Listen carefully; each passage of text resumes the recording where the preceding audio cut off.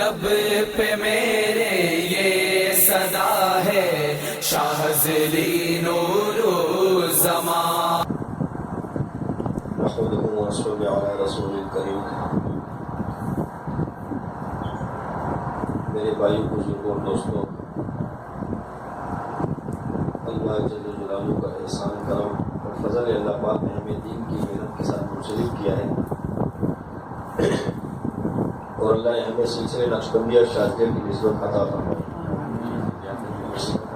یہ اللہ کا خاص فضل اور کرم ہے. قرآن میں اللہ پاک فرماتے ہیں کہ ہم جس کو چاہے چن لیں اپنے دین کے لیے، اس میں ہم فخر کریں اور شکر ادا کریں کہ اللہ تبارک و تعالیٰ نے ہمیں اپنے دین کی محنت کے لیے چن لیا ہے، اس کا شکر ادا کریں. آپ علیہ السلام نے فرمایا جس کا مفہوم ہے کہ اللہ جس سے چاہے دین کا کام لے لے، چاہے فاسق سے لے یا فاجر سے لے، وہ اس کی مرضی، اس سے کوئی پوچھنے والا نہیں ہے. اور دیکھنے میں ایسا بھی ہے کہ ایسے ایسے لوگ، اور اپنی زندگی میں بھی دیکھیں کہ اللہ نے غیر مسلم کو ایمان کی دولت سے نوازا اور ان سے دین کا کام دے دیا. عبد علی لاہوری رحمۃ اللہ علیہ کا گھرانہ جو تھا وہ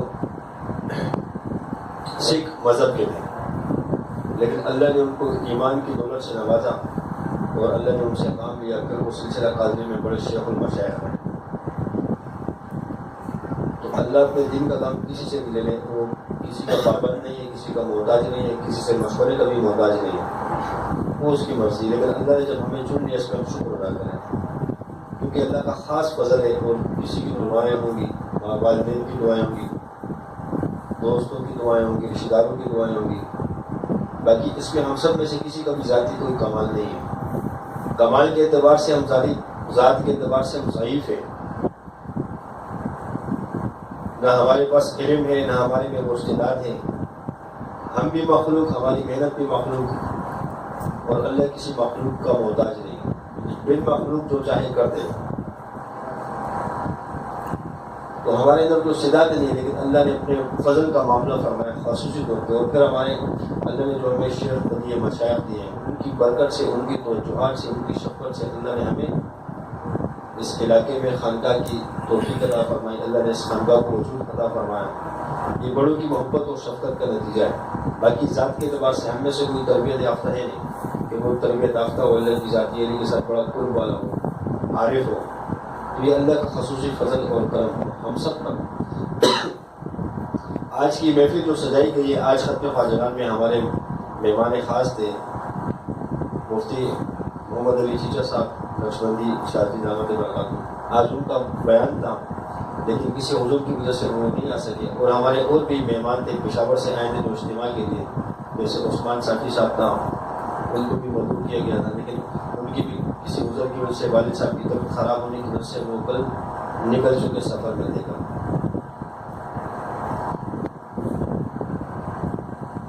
اور ہمارے یہاں تو ہفتے بعد جیسے ختم خواجگان کی محفل ہوتی ہے، بیانات کا سلسلہ ہوتا ہے، اجتماعی ذکر ہوتا ہے، اس کے بعد لنگر کا اہتمام ہوتا ہے. یہ سلسلہ اپنے پچھلے دنوں کی طرح ماشاء اللہ سلسلہ چل رہا ہے. بس یہ میرے بھائیوں کہ ہم اللہ کا شکر ادا کریں. اللہ نے جب دین کی محنت کے ساتھ جوڑا ہے تو ہم پر آزمائش بھی آئیں گی، ساری چیزیں آئیں گی. ہمارے مشائخ فرماتے ہیں، فرماتے کہ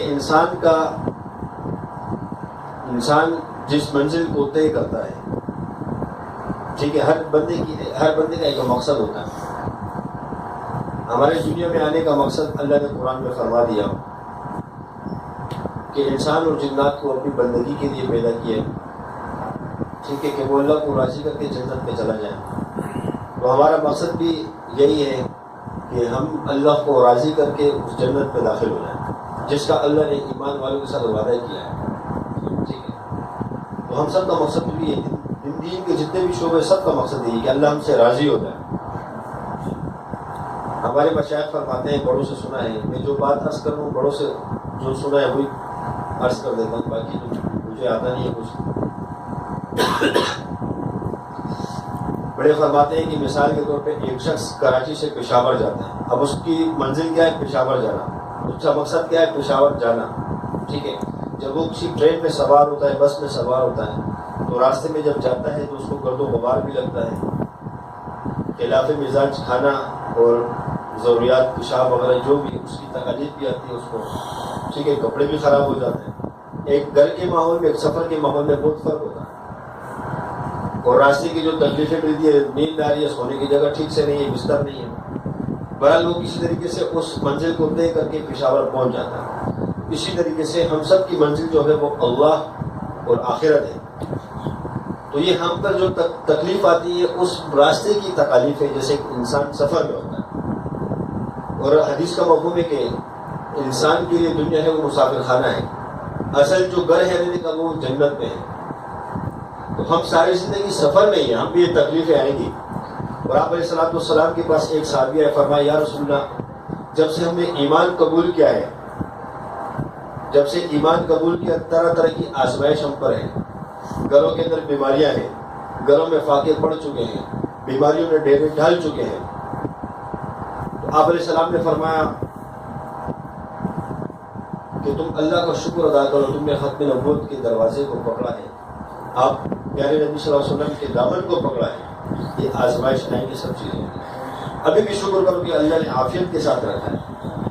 مجھ سے پہلے جو انبیاء ہیں ان کی گردنوں کو تلواروں سے اڑایا گیا، ہاری سے ان کے جسموں کو دو ٹکڑے کیا گیا، لوہے کی کنگیوں سے ان کے جسم سے خون کو نوچا گیا. یعنی اللہ نے عافیت کا معاملہ فرمایا ہے. تو میرے بھائیوں، بزرگوں اور دوستوں، آزمائش تو آئے گی، اللہ تو آزمائے گا. اور قرآن کے ساتھ اور ذکر اذکار کے ساتھ تو آزمائش ہے. اللہ ہم میں آزمائے گا ضرور. اب آزمائش کا تو کسی کو پتہ نہیں ہوتا کہ آزمائش کس کو کہتا ہے. اب ایسا تو نہیں کہ فرشتہ آئے گا سامنے وہ کہے گا کہ میں آپ لوگوں کو آزما رہا ہوں، اللہ نے مجھے بھیجا ہے. ایسا نہیں. آزمائش مختلف صورتوں میں آتا ہے. اللہ نے اپنے انبیاء کو آزمایا ہے. اللہ نے انبیاء کو آزمایا. ابراہیم علیہ السلام کو اللہ نے کتنا آزمایا. اول تو یہ کہ اللہ نے اولاد نہیں دی، 86 سال عمر ہوگی، اولاد نہیں ہے، بڑھاپے میں چلے گئے. پھر جب اللہ نے اولاد دی، اب آزمائش کیا کہ وہ بیوی ساتھ میں ہے، وہ چل رہے، اب بھوک لگی ہے، پیاس لگی ہے. اب آزمائش کیا ہے کہ ان بچے کو اور بیوی کو چھوڑ دو صحرا کے اندر. اور یہ بھی فرمایا کہ بات کسی سے نہیں کرنی ہے. اتنی بڑی آزمائش آئی. تو ابراہیم علیہ السلام نے کیا کیا، بچے کو چھوڑا صحرا کے اندر اور بیوی کو چھوڑا. غالباً حاجرہ رضی اللہ عنہ تھی یا سائرہ رضی اللہ عنہ، دو بیویاں تھیں آپ ابراہیم علیہ السلام کی. تو جب چھوڑا ان کو، بچے کو اور بیوی کو، تو پیچھے سے وہ کہنے لگی کہ ہمیں صحرا میں چھوڑ کر کہاں جا رہے ہو. اب سنو الفاظ سنو کہ ایک نبی کی بیوی کے کیا الفاظ ہیں کہ ہمیں چھوڑ کر کہاں جا رہے ہو. جنگل کے اندر، صحرا کے اندر، رات بھی آئے گی، دن بھی آئے گا، جنگل ہے، نہ کھانے کا سامان نہ پینے کا سامان، کچھ بھی نہیں ہے، چھوڑ کے جا رہے ہو. اب آزمائش ہے. ویسے تو نہیں ہے کہ اللہ نے کہا کہ ابراہیم خلیل اللہ، ویسے تو نہیں کہا، آزمائے. حکم کیا ہے، چھوڑ کے چلے جاؤ. اب بات بھی نہیں کرنی، کوئی سوال کرے تو اس کو جواب بھی نہیں دینا. ایسی آزمائش آئی. جب ابراہیم علیہ السلام جانے لگے تو بیوی پوچھتی کہ کہاں جا رہے ہو، زبان پہ ہاتھ کی، اللہ نے منع کہ بات بھی نہیں کرنی. کہا اللہ کا حکم ہے، گردن ہلائی، فرمایا اللہ کا. پھر سمجھ گئے، پھر کہا، فرمایا جاؤ، جب اللہ کا حکم ہے اللہ ہمیں ضائع نہیں کرے گا. یہ ایمان والی ہے. ابراہیم علیہ السلام چل دیے. اور چھوٹا بچہ اب بھوک کی وجہ سے رو رہا ہے، بلبلا رہا ہے، تڑپ رہا ہے، پیاس لگی ہے، پانی نہیں ہے. جیسے چھوٹا بچہ، وہ بچے کو زمین پر جب مارو تو اپنی ایڑیاں زمین پہ ہی مارتا ہے، دونوں پاؤں مارتا ہے جب روتا ہے کسی حاجت کے لیے یا ویسی جب روتا ہے. تو جب رونے لگا، وہ بچے کے پاؤں کی ایڑیاں اسماعیل علیہ السلام کی لگی زمین پر. تو اللہ نے وہاں سے چشموں کو جاری کیا، پانی کے انتظام، جس کو کہتے ہیں آب زمزم.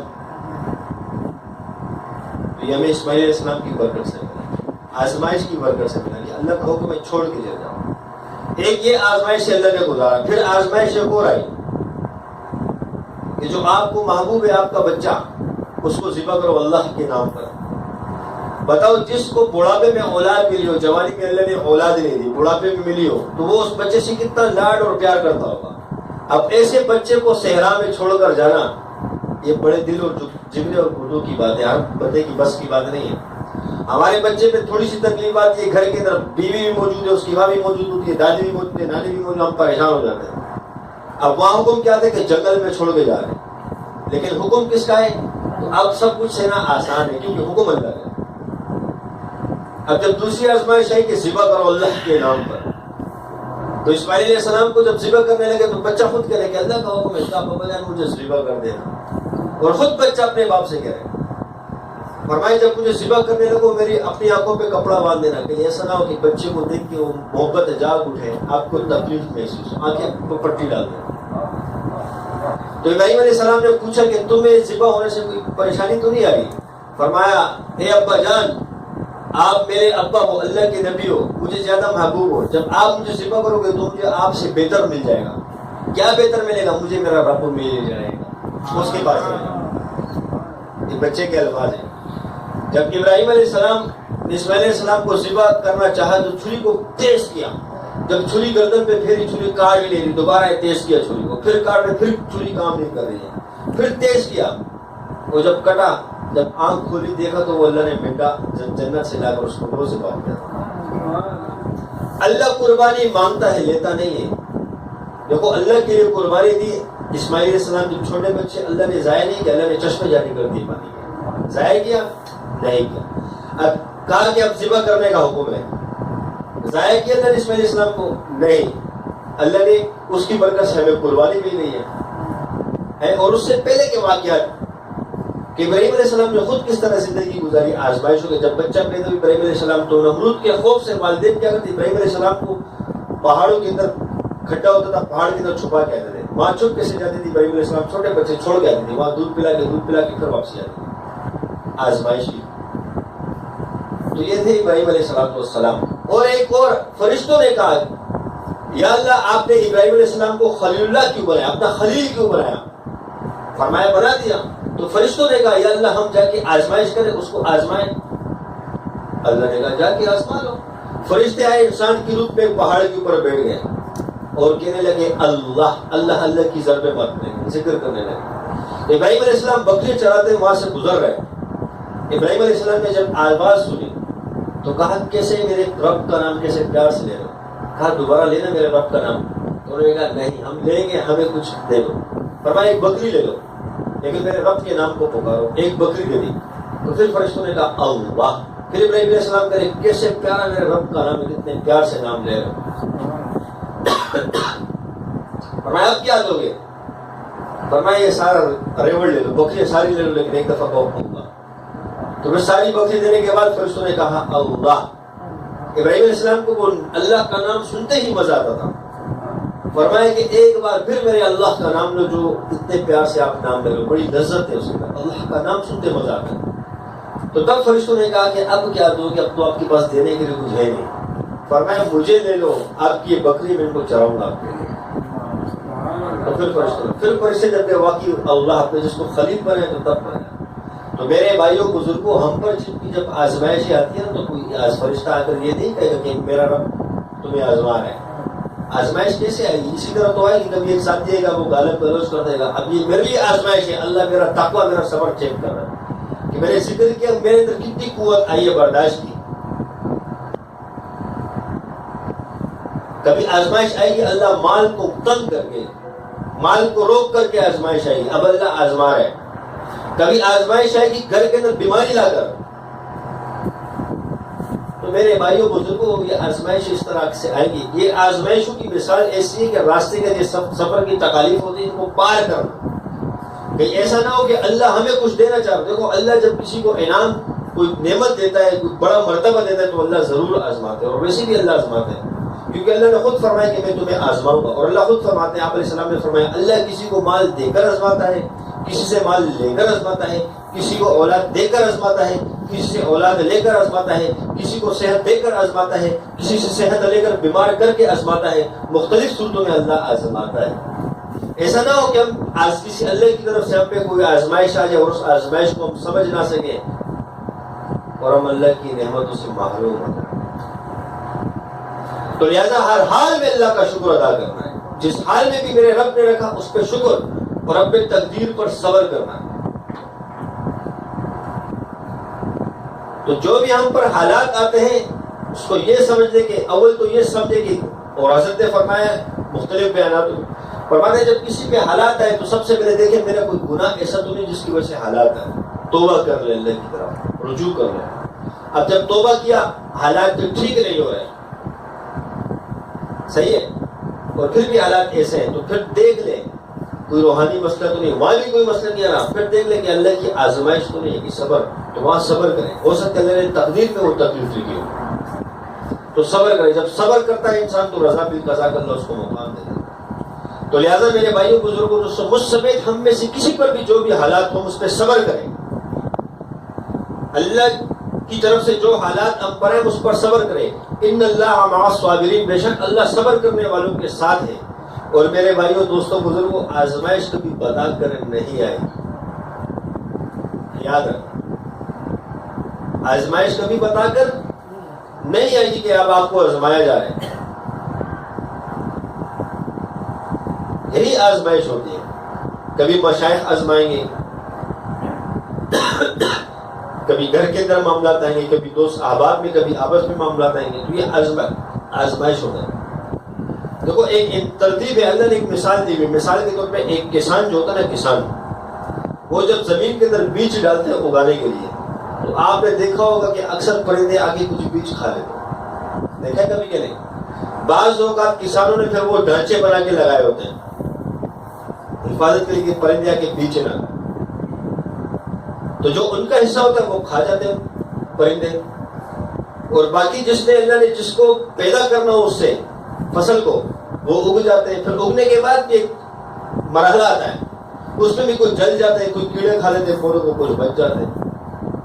یعنی یہ نہیں کہ آپ نے جو بیج ڈالا کسان نے وہ 100% کا 100% اس سے نفع سے لگا۔ اس طرح مثال ہم سب کی بھی ہے، اللہ جب دین کے کام میں ہمیں جوڑتا ہے تو اللہ آزمائے گا، کچھ یوں چلے جائیں گے جیسے کہ پرندے اس کو چھپ لیتے ہیں، کچھ یہ کیڑے لگ جائیں گے ان کو، جو بالکل صاف رہ جائیں گے نا، اسی سے اللہ کام کرے گا۔ اس لیے تصوف کی بات ہے، تبلیغ کے بھی ایسے ہی ہے، بہت سے لوگ لگ جائیں گے تبلیغ میں، آ جائیں گے کچھ چلے، یہ کارواں چلتا رہے گا، یہ نظام چلتا رہے گا، یہ کام نہ کسی کے آنے سے چلتا ہے نہ کسی کے جانے سے چلتا ہے، یہ کام اللہ اپنے فضل سے چلا ہے۔ اب یہ خانقاہ جو چل رہی ہے تو میری وجہ سے تو نہیں چل رہی، میں کس کھیت کی ہوں، یہ اللہ کے فضل سے چل رہی ہے، نہ ذہین کی وجہ سے نہ عبدالوحید کی وجہ سے، کسی کی وجہ سے نہیں چل رہی، اللہ کے فضل سے چل رہی ہے۔ اللہ جب چاہے تو کسی سے لے لے، اور نہ مراد کی وجہ سے چل رہی ہے، کیونکہ وہ بھی دیکھ رہے ہوں۔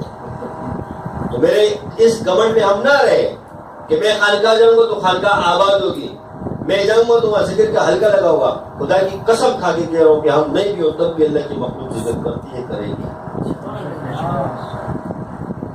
ہم نہیں ہوں گے، اللہ کسی اور کو ہدایت دے دے گا، کسی اور کو چن لے گا۔ جب اللہ نے ہمیں چن لیا تو اس کی قدر کریں، نا شکر کیوں کرتے ہیں؟ اس پہ شکر اللہ کا ادا کریں۔ تبلیغ والے اکثر فرماتے ہیں کہ اللہ جب کسی کو نکالتا ہے نا تو جیسے ایک دودھ کے اندر بال گر جاتے ہیں اور کوئی مکھی گر جاتی ہے، انسان اس کو یوں نکال کے یوں پھینکتا ہے، جب اللہ ہم سے ناراض ہو گیا خدا کی قسم سے وہ بھی یوں کر کے نکال دیتے ہیں۔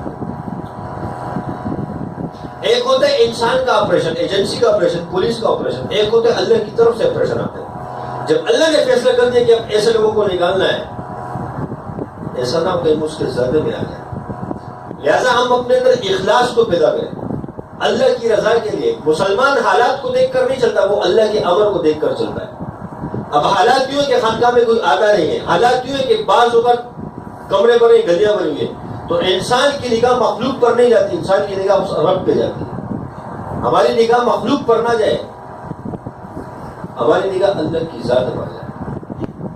یہ کارواں ہے، یہ چلتا رہے گا۔ حضرت فرماتے ہیں کہ فقیر کو نہ کسی کے آنے کی خوشی نہ کسی کے جانے کا غم۔ اور اکثر کئی اجتماع میں حضرت نے فرمایا کہ میں اکیلے کھڑا ہوا، اللہ نے یہ کام لیا، آج یہ مجمع ہے، اور حضرت نے قسم کھا کے فرمایا کہ تم سارے چھوڑ کے چلے جاؤ تب بھی اللہ میرے ساتھ تھا، اللہ ہے، اللہ رہے گا ساتھ۔ تو یہ کام کسی کی وجہ سے نہیں چلتا، کسی کی ذات سے نہیں چلتا۔ دین کا کام شخصیت پہ ہے نہیں، ذات پہ ہے نہیں کسی کی، وہ تو اللہ جس کو چاہے اس سے لے لے گا۔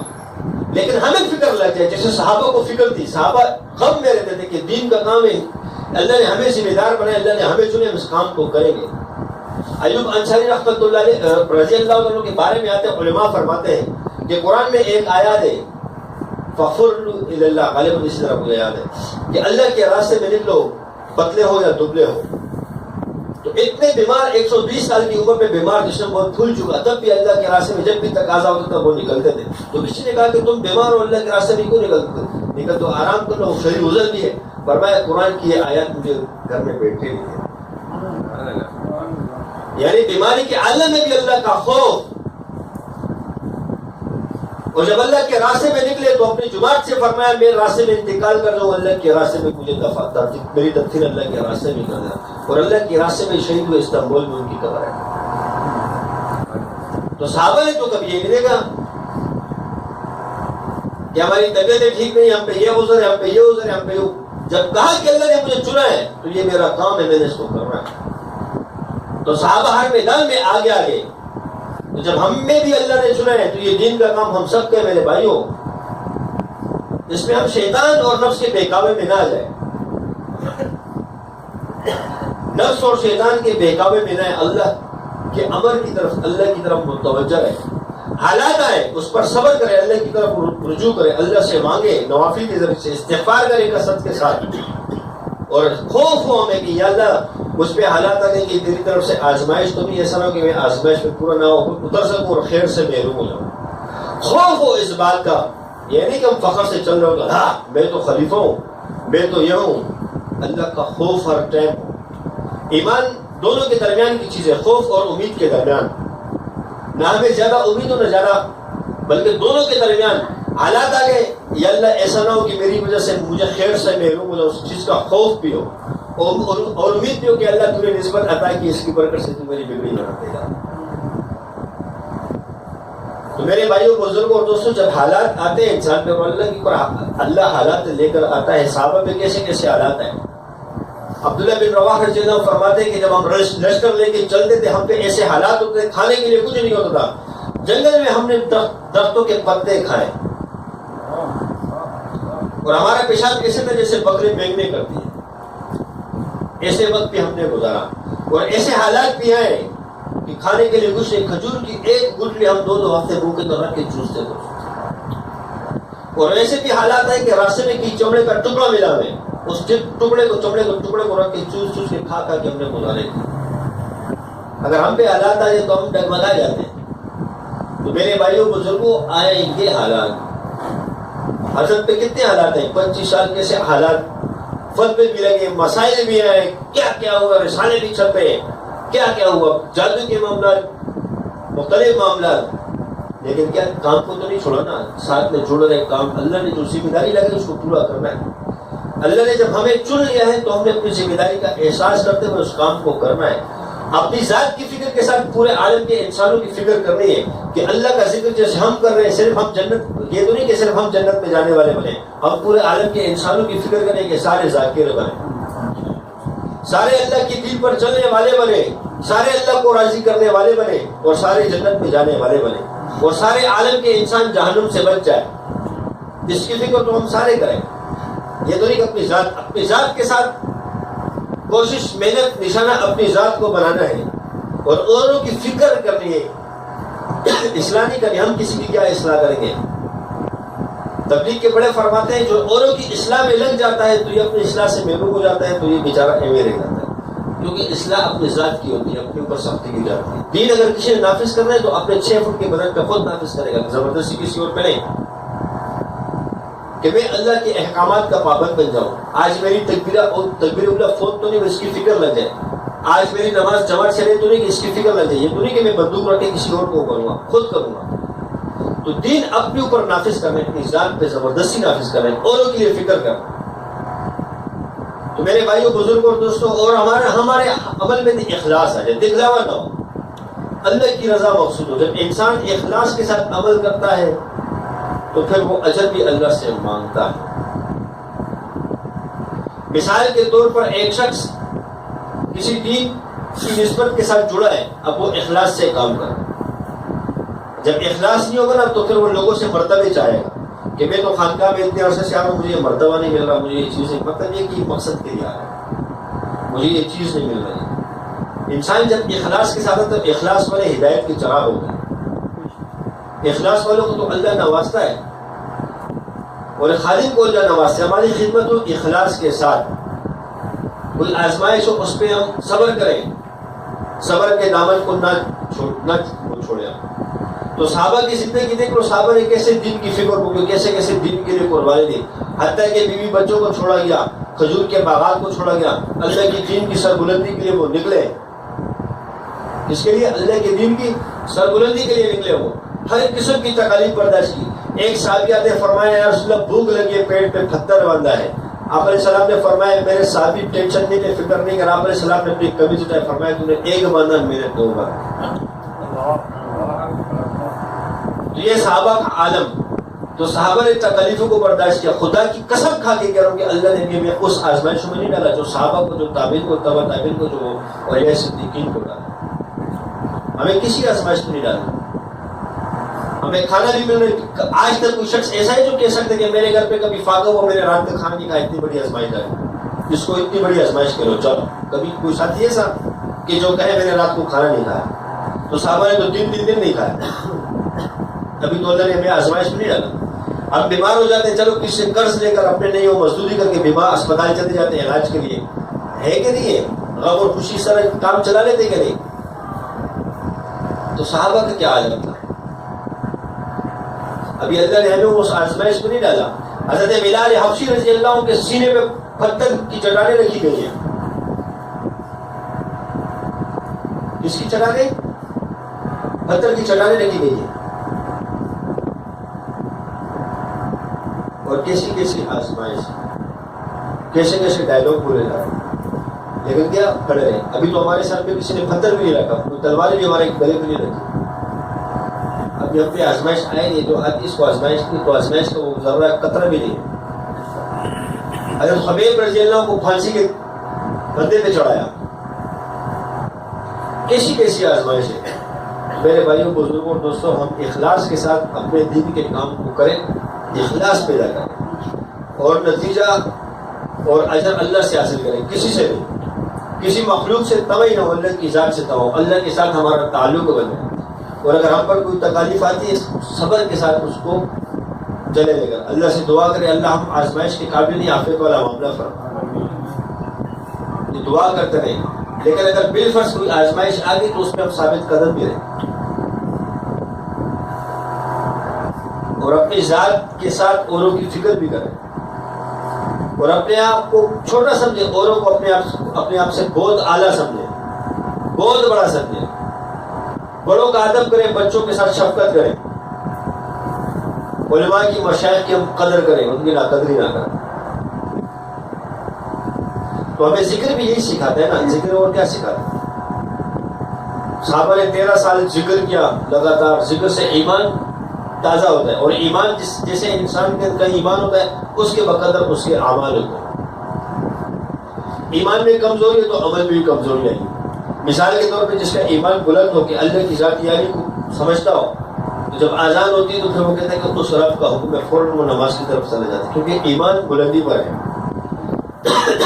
ایمان کبھی بڑھتا ہے کبھی گھٹتا ہے. تو ہماری ایمان کی سطح ہمیشہ بلند رہے، ایسے ہم ذاکر بنیں کہ ہماری ایمانی پاور مضبوط ہو جائے. جب ہماری ایمانی پاور مضبوط ہوگی تو اس کے بقدر اعمال پر انسان سے سرزد ہوتا ہے. ہماری فکر اعمالوں کی طرف چلی جائے. ہم ذکر کو اخلاص کے ساتھ کریں، کثرت ذکر کریں. ہم یہ سوچیں کہ 24 گھنٹے میں ایک لمحہ بھی اللہ کے ذکر سے غفلت میں نہ رہے، کیونکہ یہ ذکر ہی ہمیں ایمان والا بنے گا، ہماری ایمان میں بلندی کا سبب بنے گا. اور جب ایمان بن جائے گا تو اعمال خود بخود بن جائیں گے. جب ایمان نہیں بنے گا تو اعمال نہیں بنے گا. مثال کے طور پہ کفار جو ہے نا وہ جانور کا بھی خیال کرتے ہیں، لیکن ایمان نہیں ہے. عمل تو ہے، ایمان نہیں ہے. اگر ایمان ہوتا تو ان کا عمل مضبوط ہوتا. ان کے عمل مضبوط ہونے سے وہ کہتے ہیں کہ عمل اللہ کی نہیں کریں، کیونکہ اللہ نے مخلوق کو پیدا کیا، اس پہ رحم کرنا چاہیے. تو کوشش کریں گے نا انشاءاللہ کہ ہم اپنے بڑوں کے بتائے ہوئے طرز پر چلیں. جس طریقے سے ہمارے بڑے ہمیں چلا رہے ہیں ہم کو ان کی مان کر چلیں. کریں گے نا کوشش. ساتھی قریب ہو جائے، ذکر کا حلقہ انشاءاللہ قریب ہو جائے. ساتھی 6 مرتبہ کرسی پڑھ کر دونوں ہاتھوں پہ دم کر کے پوری